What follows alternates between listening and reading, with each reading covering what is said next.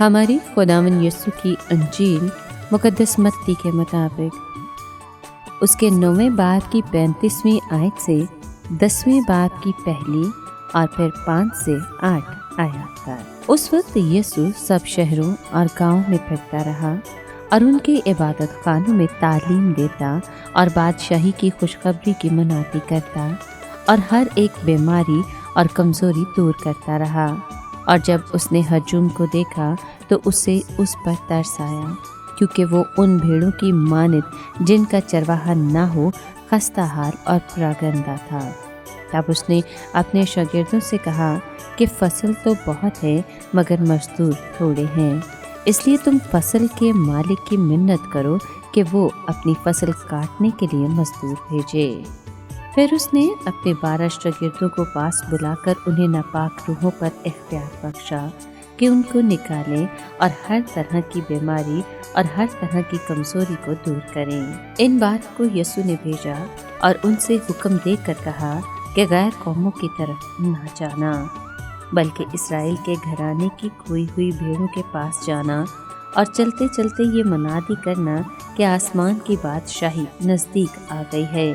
بیماروں کو اچھا کرنا، مردوں کو جلانا، کوڑیوں کو پاک صاف کرنا، بدروحوں کو نکالنا، مفت تم نے پایا مفت ہی تم دینا۔ پاک کلام کے پڑھے اور سنے جانے پر خداوند کی برکت ہو، خدا کا شکر ہو۔ عزیز دوستو، آج کے کلام میں موجود آیات کے ساتھ ہی وہ واقعات شروع ہو جاتے ہیں جن کو جلیل کا تیسرا دورہ کہا جاتا ہے۔ یسوع سارے شہروں اور گاؤں میں پھرتا اور بادشاہی کی خوشخبری کی منادی کرتا تھا۔ منادی کا مقصد یہ واضح کرنا تھا کہ میں بادشاہ ہوں۔ اگر قوم توبہ کرے اور مجھے تسلیم کر لے تو میں ان پر بادشاہی کروں گا۔ اس موقع پر بنی اسرائیل کو بادشاہی کی حقیقی پیشکش کی گئی۔ اگر اسرائیل اس کا صحیح جواب دیتا تو کیا ہوتا؟ بائبل مقدس اس سوال کا جواب نہیں دیتی۔ ہم اتنا ضرور جانتے ہیں کہ مسیح کو وہ بنیاد فراہم کرنے کے لیے پھر بھی مرنا ضرور تھا جس سے خدا ہر زمانے کے لوگوں کو راست باز ٹھہرا سکتا۔ جب یسوع تعلیم دیتا اور منادی کرتا تھا تو ساتھ ساتھ ہر قسم کی بیماریوں سے شفا بھی دیتا تھا۔ جس طرح معجزے مسیح موعود کی پہلی آمد کی خصوصیت تھے اور اس کی فروتنی اور فصل کو ظاہر کرتے تھے، اسی طرح اس کی دوسری آمد میں وہ اس کی قدرت اور عظیم جلال کو ظاہر کریں گے۔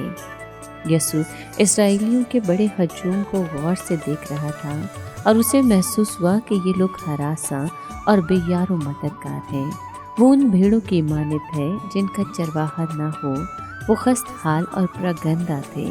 روحانی فصل کو سمیٹنے کا بہت بڑا کام سامنے تھا، لیکن مزدور تھوڑے تھے۔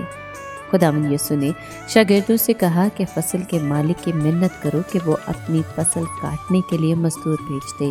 یاد رکھیں کہ ضرورت بذات خود بلاہٹ نہیں بن جاتی۔ مزدوروں کو اس وقت تک نہیں جانا چاہیے جب تک وہ بھیجے نہ جائیں۔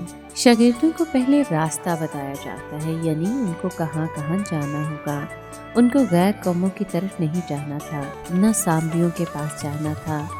سامری مخلوط نسل کے لوگ تھے، یہودی ان سے سخت نفرت کرتے تھے۔ اس موقع پر خدمت صرف اسرائیل کے گھرانے کی کھوئی ہوئی بھیڑوں تک ہی محدود رکھی گئی تھی اور پیغام یہ اعلان کرنا تھا کہ آسمان کی بادشاہی نزدیک آ گئی ہے۔ اگر اسرائیلی قوم اس پیغام کو قبول کرنے سے انکار کرتی ہے تو ان کے پاس کوئی عذر، کوئی بہانہ نہیں رہے گا۔ یہ بادشاہی بادشاہ کی شخصیت میں نزدیک آ گئی تھی۔ اسرائیل کو فیصلہ کرنا تھا کہ اسے قبول کر لے یا رد کر دے۔ اب شاگردوں کو سند دی گئی کہ جس سے پیغام کی توثیق ہونا تھی۔ انہیں بیماروں کو اچھا کرنا، مردوں کو جلانا، کوڑیوں کو پاک صاف کرنا اور بدروحوں کو نکالنا تھا۔ یہودی نشان طلب کرتے تھے، چنانچہ خدا نے اپنی مہربانی سے ان کو نشانات عطا کر دیے۔